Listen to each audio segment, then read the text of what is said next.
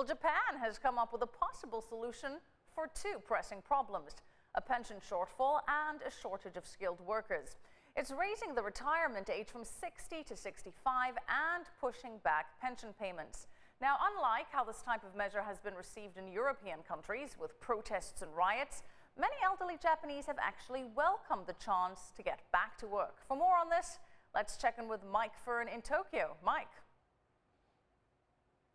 Michelle, who'd have thought it? They rioted in Greece when they did this, and in Japan everybody's happy. The over 60s that I spoke to say they want to work while they're still healthy and save their pensions for when they really need them. And in fact, there are already 5.7 million people over 65 who are still working. There's a phrase in Japanese, sodai gomi, bulky garbage like a worn-out washing machine left by the side of the road for the dump truck. It's sometimes used to describe salarymen who dump themselves on the sofa when their working lives come to an end. Don't try using it in this neighbourhood. Many shopkeepers say they couldn't afford to retire even if they wanted to. I'm self-employed, so I can keep working even though I'm 70, but company workers can't choose when to retire. The pension problem started 40 or 50 years ago. It's too late to fix it now. I'll keep working until I'm 70. Wait, I am 70. I guess I'll work until I'm 80. Japanese can keep working because we're really healthy. We'll get by. We don't have a choice. Neither does the government. Japan has the highest public debt and the longest life expectancies in the world.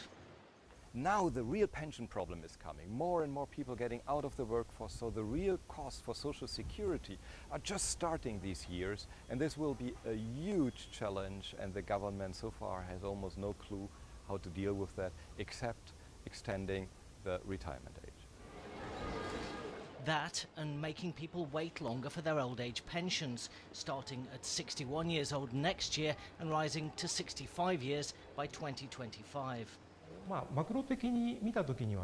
If older people keep working, more people are paying taxes, which boosts the GDP. It also helps solve the labor shortage caused by shrinking population. On the downside, it gets harder for young people to find work. Extending the retirement age means fewer positions will open.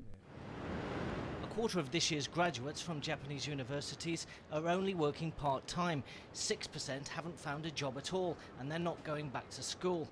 An estimated 600,000 Japanese in their 20s are NEETs, not in employment, education or training. But not all economists think that the problem is getting worse.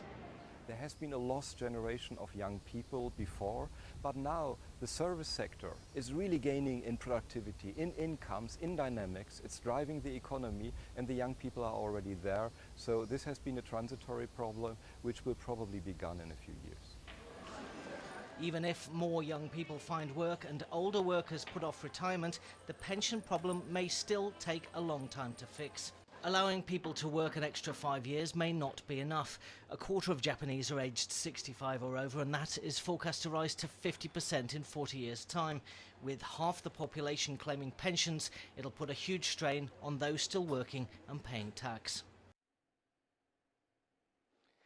The government here operates the world's biggest pension fund. It had a tough quarter April to June as global share prices dropped, sliding just 1.9%, which doesn't sound a lot, Michelle, but it turns out to be a $26.4 billion loss. Wow, that's quite a loss, Mike. Now, a popular phrase to describe this problem is a pension time bomb. The government says that it thinks this time bomb is about to go off. Why do they say that?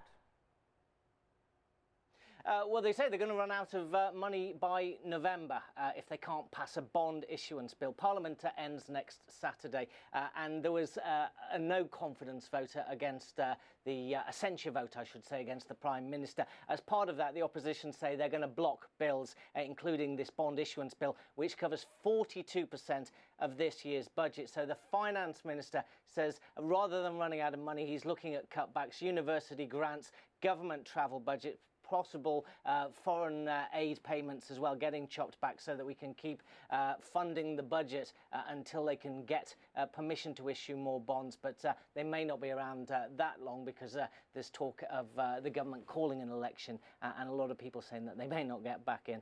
Michelle.